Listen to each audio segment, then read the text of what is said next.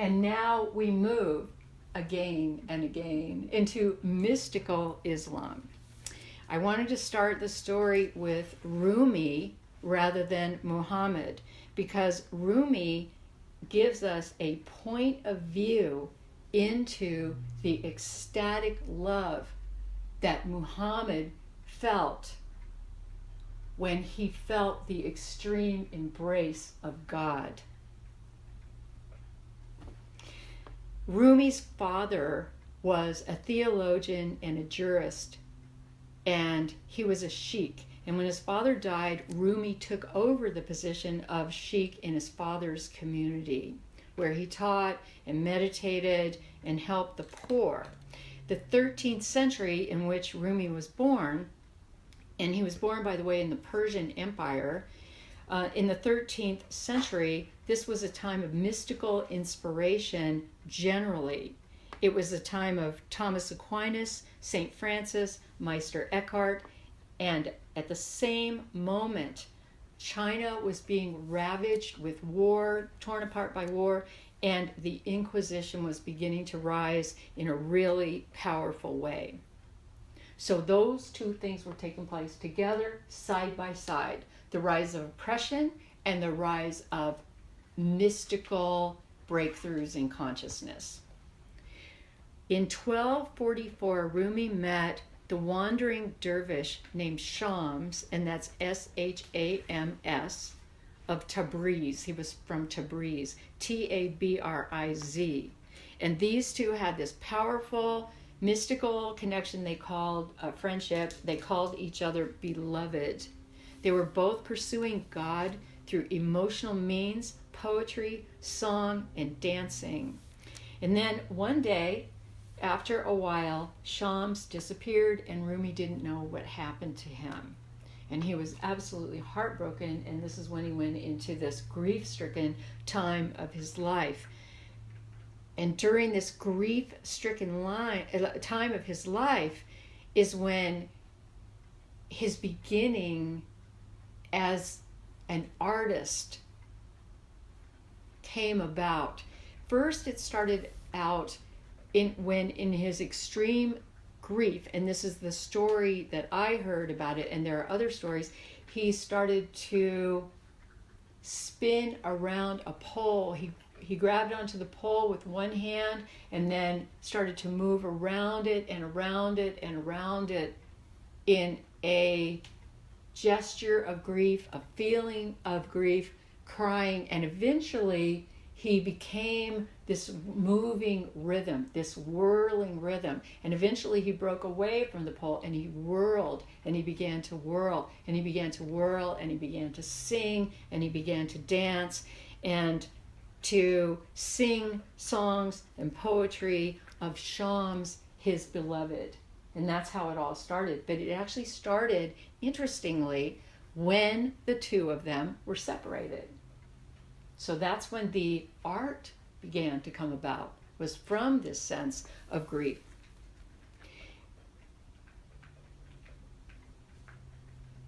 Then what happened was Rumi set out to find Shams, like, where is Shams gone? And he was able to find him again. And the second time they encountered each other, they fell at each other's feet, lover and beloved, both moving into each other and both becoming part of each other as one. And this I am getting from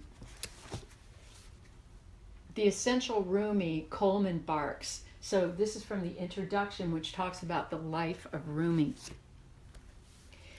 When Rumi and Shams, lover and beloved, fell so deeply into this relationship, envy arose in Rumi's family and with his students because he was still teaching. And one day, which was December 5th, 1248, Shams was called to the back door of the house, and he went to the back door of the house, walked out the back door, disappeared, and was never seen again. He was murdered, most likely. There are some theories about how that happened. And again, Rumi, so utterly grief-stricken at this time when Shams disappeared, and he was fairly certain that Shams had been killed, he merged with the soul, like with the very essence of Shams, with his soul, and then he began to write as Shams.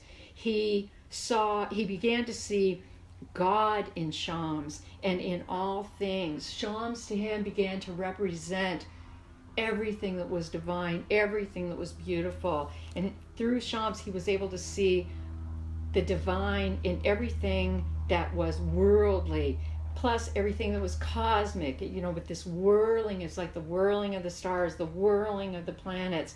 And he came to believe that God was everywhere. He died December 17th, 1273, at the age of 66. And the very large bulk of his fabulous poetry that we are familiar with, he wrote between the ages of 54 and 66. So he didn't really start writing until he was 54. The essence of his writing is about all is one God. And this follows on the path of Muhammad, who in the 6th century intentionally sought to blend all religions into one God. That was his major declaration. Muhammad, I'm talking about now. There is one God. And if we can arrive at that, we will be unified, and we can find our ecstasy in the midst of that. Our ecstasy, I'm speaking from a mystical point of view right now, but we can find what he really wanted. Muhammad was peace and unity. And I'm going to return to him in a minute, but first I'm going to go back to Rumi. Rumi expressed this feeling as essentially all that matters is love. All that matters is love. The message was, in love, we are all one. And he was awakened to that love through Shams, who in Shams, in a personal experience of love, it was the first time that he experienced this completely, what he would call the madness of love, this divine madness of love. And he writes, okay, this is a translation of this poem from Edmund Helminski, and it's quite different from the translation of Coleman Barks of the same poem. And you've probably heard the one by Coleman Barks, but I want to give you the one by Helminski because it's pretty interesting. I believe this predates Coleman Barks. Okay. What shall I do, O Muslims? Rumi writes. I do not recognize myself. I am neither Christian nor Jew, nor Magian nor Muslim. I am not of the East nor the West, not of the land nor the sea. I am not from nature's mind, nor from the circling stars. I am neither earth nor water, neither of wind nor fire. I am not of the empyrean, nor of the dust on this carpet. I am not of the deep, nor from behind. I am not of India nor China, not of Bulgaria, nor Saxquin. I am not of the kingdom of Iraqian or of the land of Khorasan. I am not of this world or the next, not of heaven nor of purgatory. My place is placeless. My trace is the traceless. It is not the body, nor is it the soul, for I belong to the soul of my love. I have put duality away and seen the two worlds as one. One I seek, one I know, one I see, one I call. He is the first, he is the last, he is the outward, he is the inward. I know nothing but him, none but him. Intoxicated with the cup of love, two worlds slip from my hands. I am occupied with nothing but fun and carousing. If once in my life I pass a moment without you, I repent my life from that moment on. If once in this world I should win a moment with you, I will put both worlds below my feet and dance forever in joy. Oh, Shams of Tabriz, I am so drunk in the world that except for revelry and intoxication, I have no tale to tell. This is very representative of Rumi's work, and it's all about the breath of love. By the way, Coleman Barks ends that poem with, he starts, I'm neither Christian nor Jew, and goes on, and then ends it by saying, we are all one breath. It stops before it goes into the thing about Shams of Tabriz, which I find rather interesting. Okay, Rumi was the best-selling poet in the United States in the 1990s, all those centuries later, which really I could say we must credit Coleman Barks. We can say Coleman Barks was probably the best-selling poet because he was the translator of most of the Rumi work. That's okay. Say whatever you want. Okay, so Rumi represents the mystical side of Islam, and he connects us with what could be called the mystical Muhammad, the one who is ecstatic for God and who is a slave to God. Rumi seeks to express the ecstasy Muhammad felt with the angel Gabriel and the one God when he had the first experience of that in the cave, which we will return to in a moment. The Mevlevi order of Sufis arose from Rumi's teaching after that and then spread widely. So this Mevlevi order of Sufis expressed themselves through art, through poetry, and through music, and as they strove to find their way to the very essence. So the very essence would be, we are all one. We are one. 3 stages of moving toward that. One is moving toward God. The next one is being with God. And the third one is being in God. We are in God, in Allah. Toward Allah, with Allah, in Allah. The overarching idea of this is people understand with their hearts. They can understand with their hearts. Then from the 12th century onward, Sufism began to be adopted by the Hindu population. With every heart and every breath, Ali, Allah. With every heart and every breath, Ali. This is all about holy radiations, purity, and the beloved. Ali is my life. Ali is my life. And part of this that I'm talking about right now comes from the documentary called Sufi Soul. A Sufi says, you can't stop people from sharing their love of God in the way they express it. Even when people are persecuted, you can't stop them from what they feel. Sufism basically has traveled from place to place, and you can see, for example, how it would catch on really easily in Hinduism with the bhakti aspect, which is turning everything to love, to love, to love. So in Hinduism, anybody who was already predisposed through bhakti yoga would be able to receive Sufism, the Sufi aspect of ecstatic Islam, basically, very easily. So it traveled really fast. As Sufism travels, it captures and blends in local traditions. And also women become very active in Sufism, performing, creating music, and are healers in the tradition. There's a healing tradition in Sufism. The message that we can receive from this and from understanding Islam through this point of view is Islam is not violent. It is a religion of peace. Islam means peace. And it is said that by listening to this music, by listening to the poetry of Islam, we can correct the misconception about Islam as a whole. Now, there are divisions within Sufism, and sometimes those divisions within Sufism are in conflict with one another. Because this is what always happens whenever you have, the emergence of a strain of anything. It's subject to becoming divided.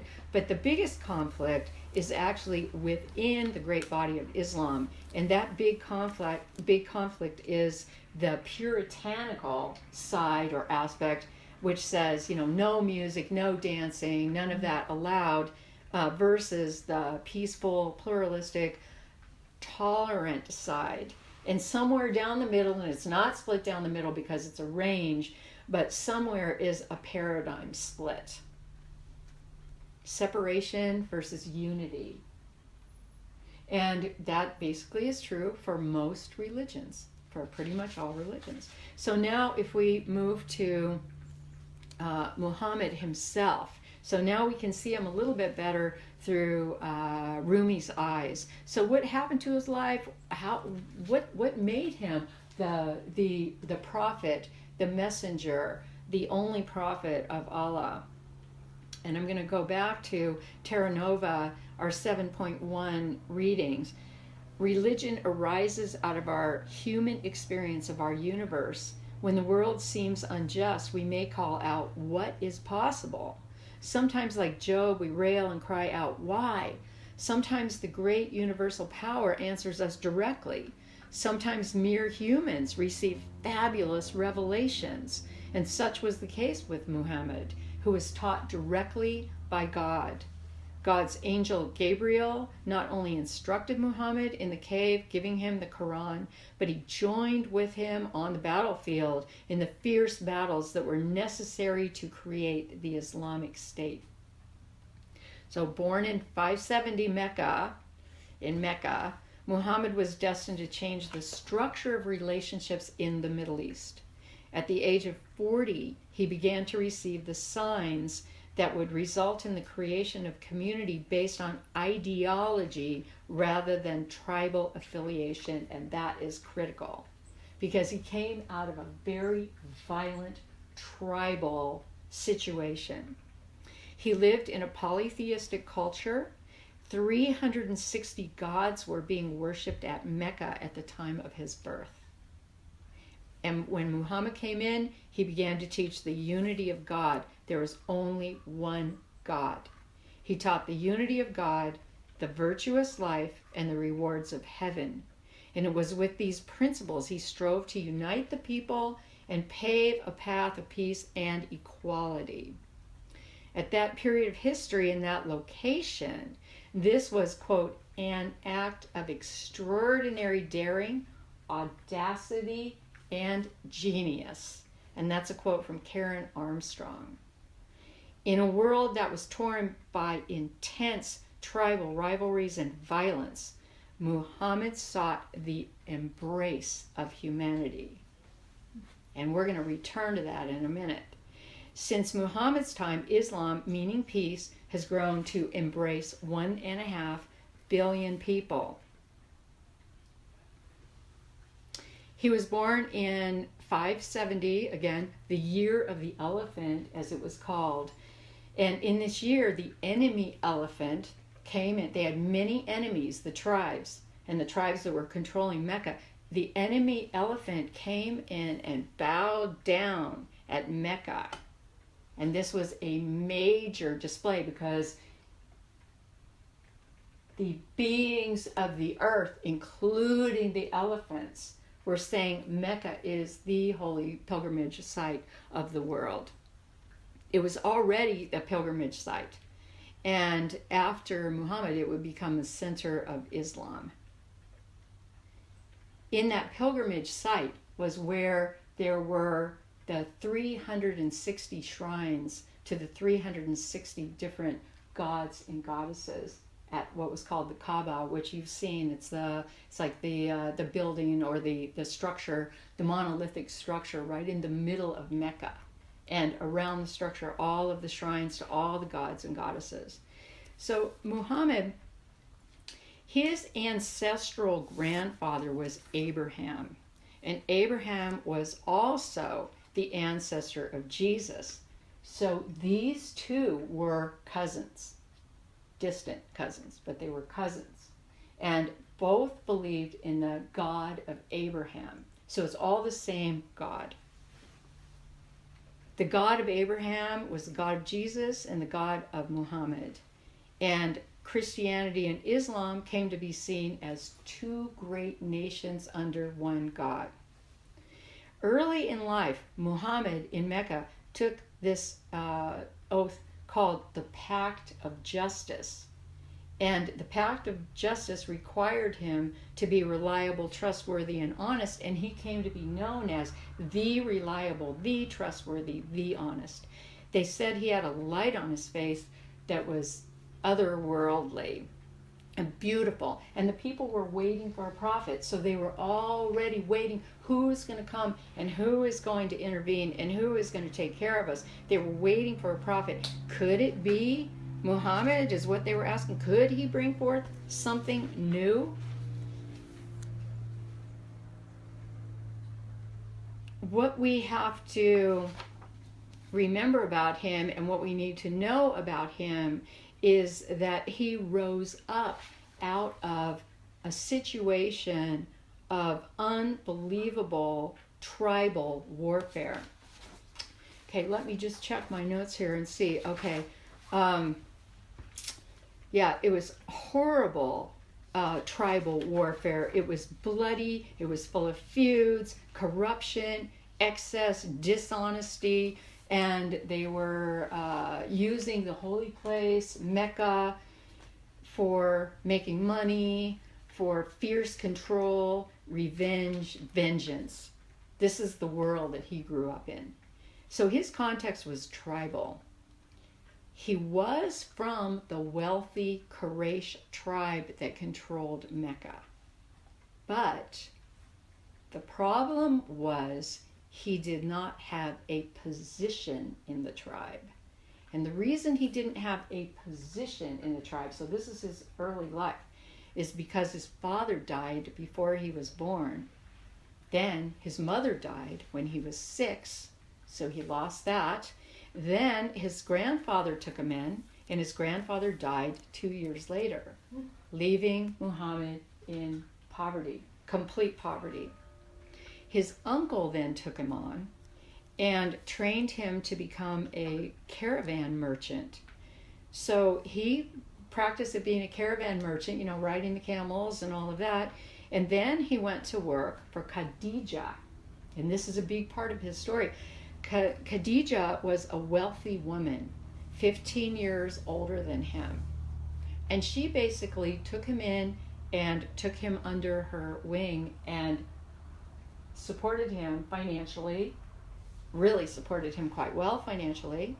And he loved her, and she proposed to him, and they got married. This was not done, period. Marrying a woman 15 years your senior was unheard of. But because she helped him, and because they had this fabulous, apparently great loving relationship, Muhammad, it is said, came to really understand and respect women in a very profound way. So Khadija was his love. During the time he was married to Khadija, he went to very often to a cave to meditate. He went on spiritual retreats. He was increasingly upset by the excesses he witnessed at Mecca, including in his own family. These feuds, all the blood, the swords, blood, guts, and swords. It was basically the world, he came out of, and he felt a really strong need to unite the people. So what happened was, one day in the cave, as he was in the cave, an angel appeared to him, and this angel came to him in the form of a man. Now, this is Martin Ling's Muhammad, his life based on the earliest sources. So I wanted to share with you how Martin expresses what happened. The angel said to him, "Recite." And he said, "I am not a reciter."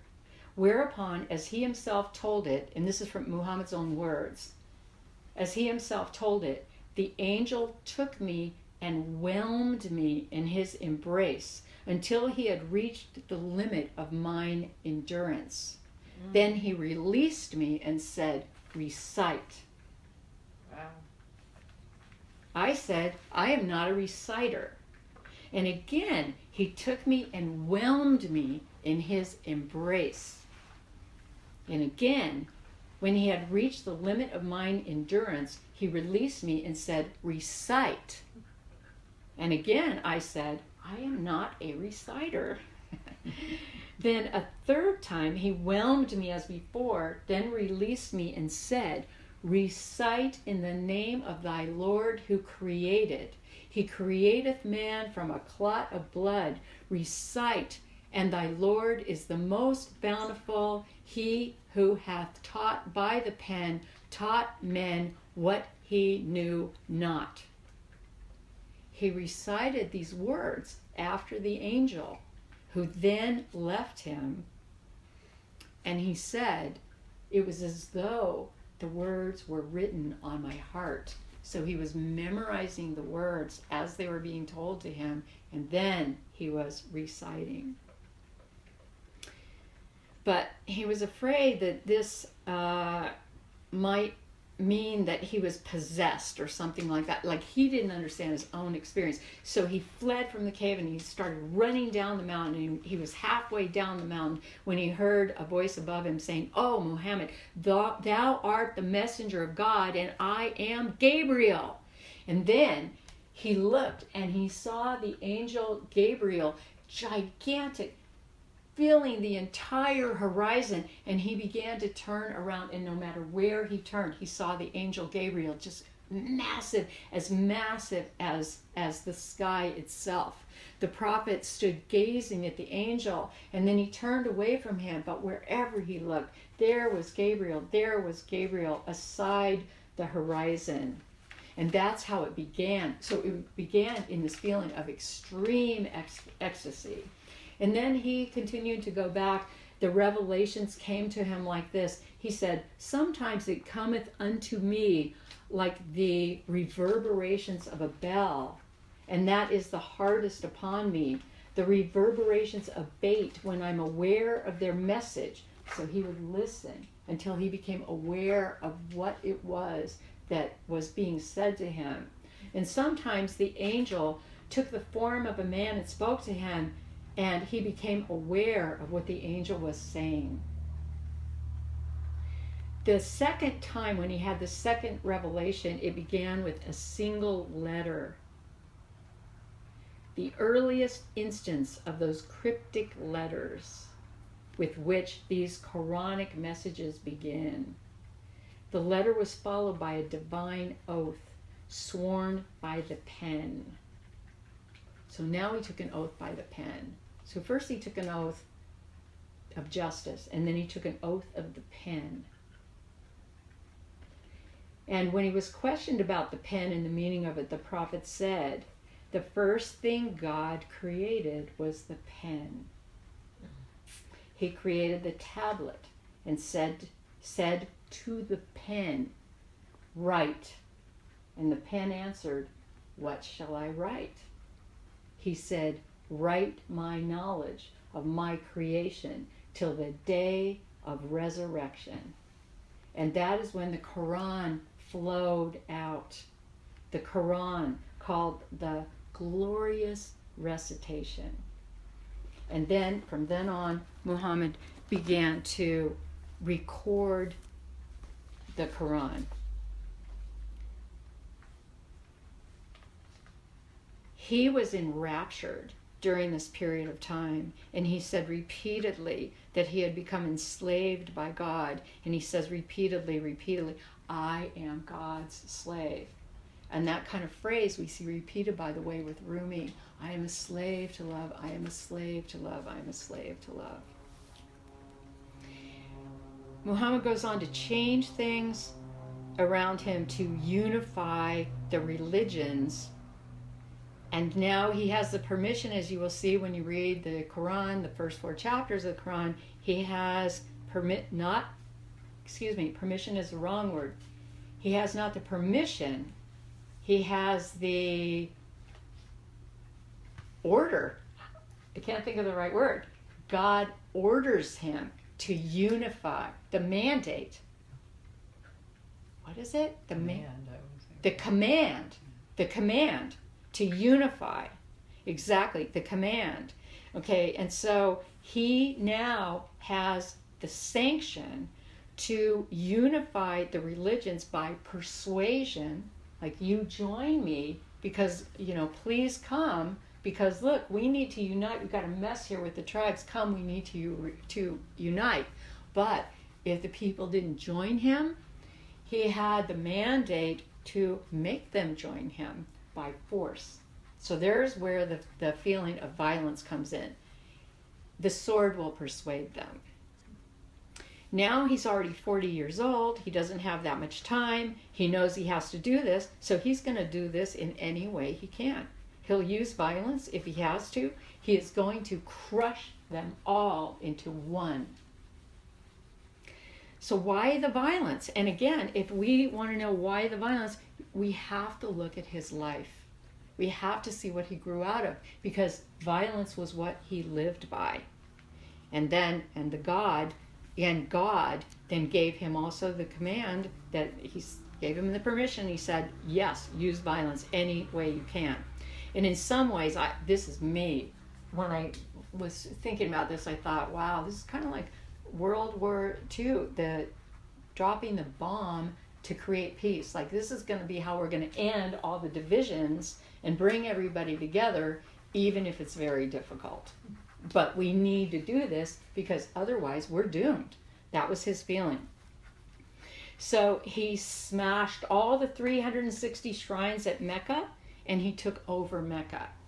He had many followers immediately, and mostly his followers were young men who were like he had been. Maybe they were impoverished, maybe they didn't have a place, they were angry, they did not like the tribal system, and they were ready to go. So they took over Mecca. They took over Mecca, which was his goal, for the one God. When you read the Quran and you understand the meaning of violence, there are rules around how the violence is going to be used. For one thing, you are not to instigate violence. You try to persuade first. But over and over it is repeated, you must stand up for yourself. You must stand up for yourself and the house of Islam at all costs. Retribution is also sanctioned. Violence against women is not sanctioned.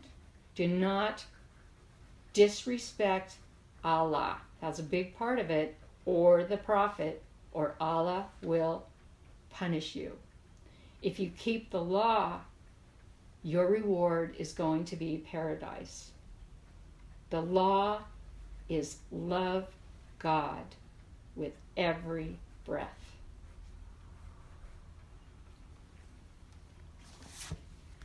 Back to Rumi. And this, again, this is from Edmund Helminski. And I want to show you how Rumi picks up the Islamic command. Rumi writes, count 100,000 sweet apples in your hands. If you wish to make one, crush them all together. Without considering the letters, listen to the language of the heart. Purity of color is a quality derived from the source of action. The sun, S-U-N, of Tabriz is on the throne, while my verses line up like willing slaves. So he's using a lot of the same imagery that Muhammad experienced, but he's taking it in a bit of a different direction.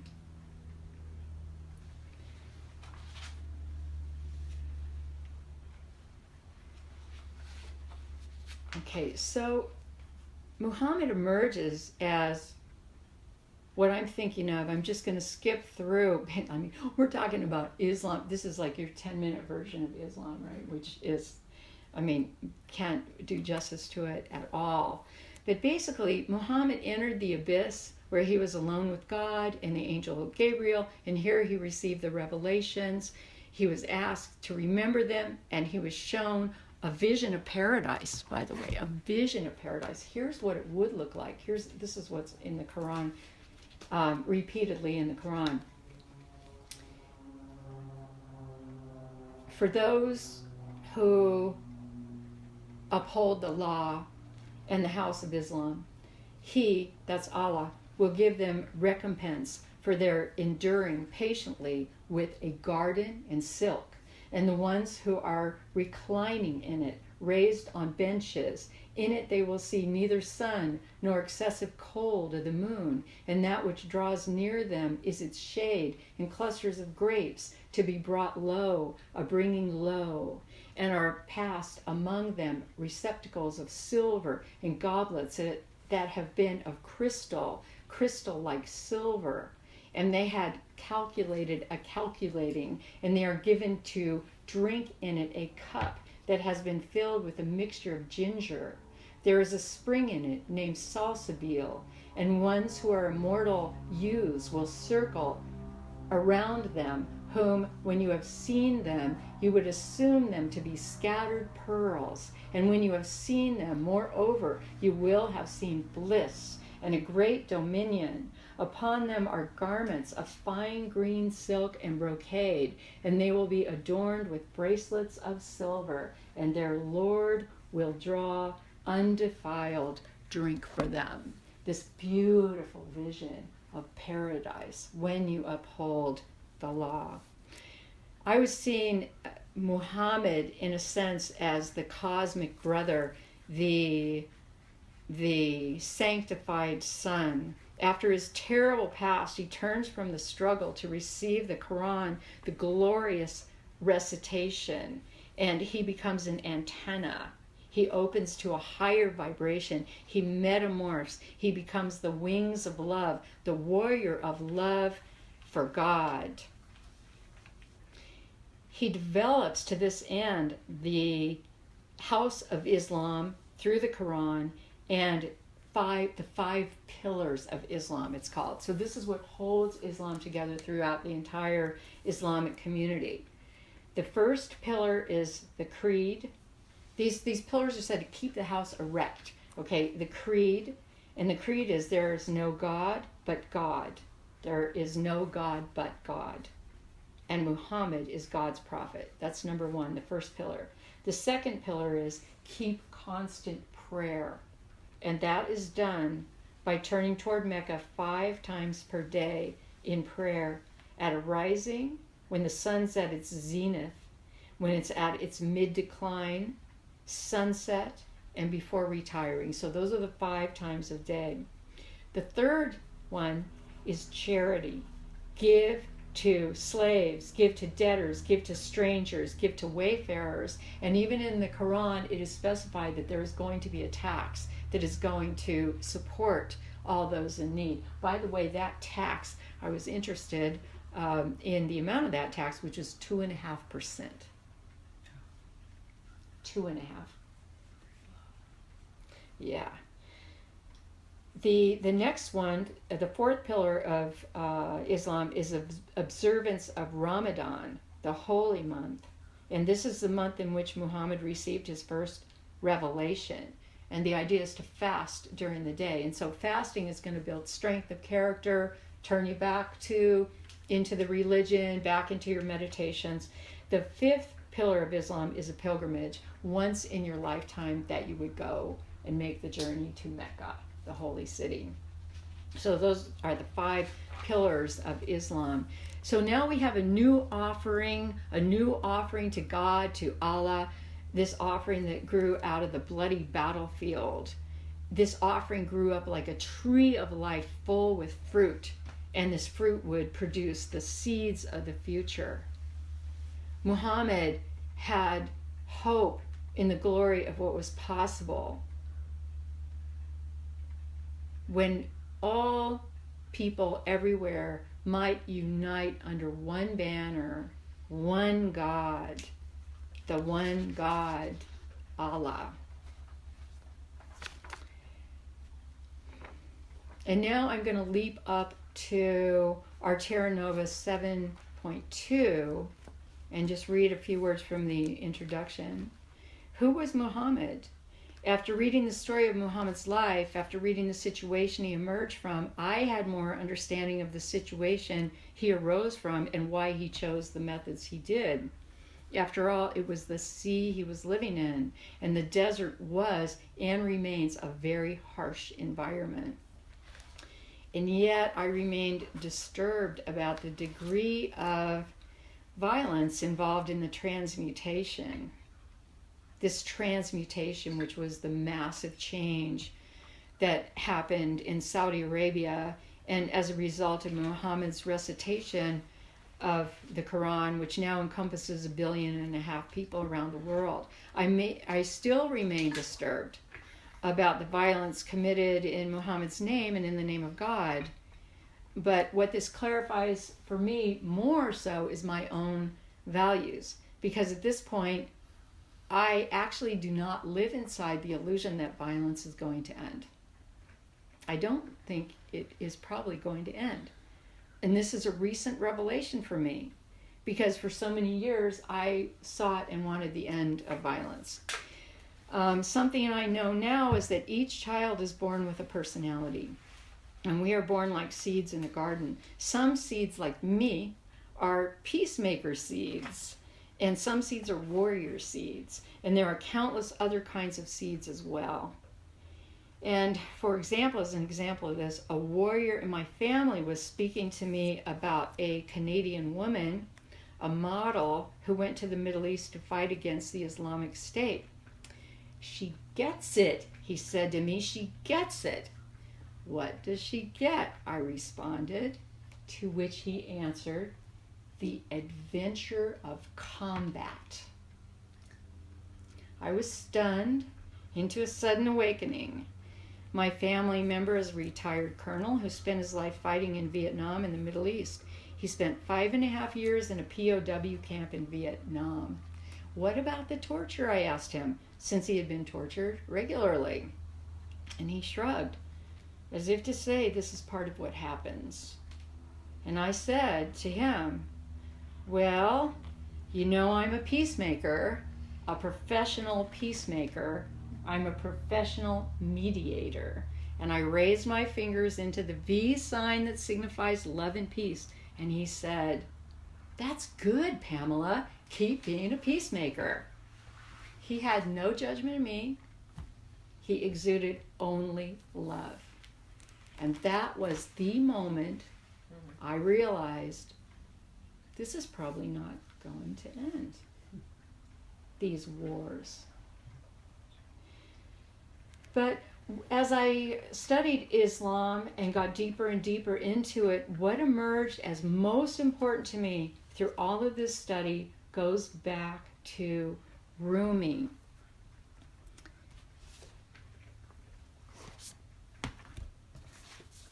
Rumi's conclusion, one of Rumi's conclusions, he had many of his own conclusions, and he was devout. You know, Rumi was devout. He had his own way of looking at it.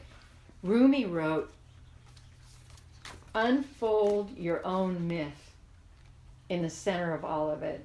Who gets up early to discover the moment light begins? Who finds us here circling, bewildered like atoms? Who comes to a spring thirsty and sees the moon reflected in it?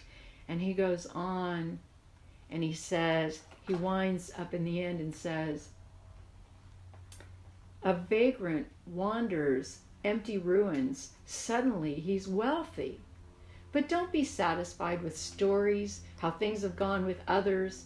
Unfold your own myth without complicated explanation, so everyone will understand the passage. And this is the passage, we have opened you. Start walking towards Shams, he says. Your legs will get heavy and tired. Then comes a moment of feeling the wings you've grown lifting. That was the feeling Muhammad had as he walked toward Gabriel. First his legs were heavy, and then he felt the wings being lifted. This is the power of mysticism, even as we ourselves also seek to grow wings. So the Sufis try to replicate Muhammad's ecstatic experience. They try to come close to God and be one with God through spinning, trance dancing, prayers, chanting, poetry, all inspired by Muhammad. The prophet is a perfect human, and through him we come to know God. In the end, there are many, many ways to God. And I want to end with Rumi's writing called The Private Banquet. And again, this is from Coleman Barks.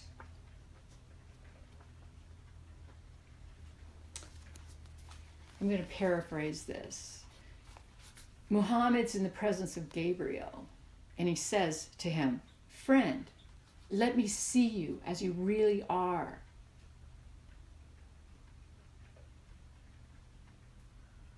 Gabriel says, "You could not endure it. The sense of sight is too weak to take in this reality." But Muhammad persists in his request, and Gabriel reveals a single feather that reaches from the east to the west. This is a glimpse of Gabriel that would instantly crumble to powder a mountain range. Muhammad stares senseless, and Gabriel comes forward and holds him in his arms. Awe serves for strangers. This close, hugging love is for friends. He writes, "Kings have guards around them with swords drawn. This is a public show of power.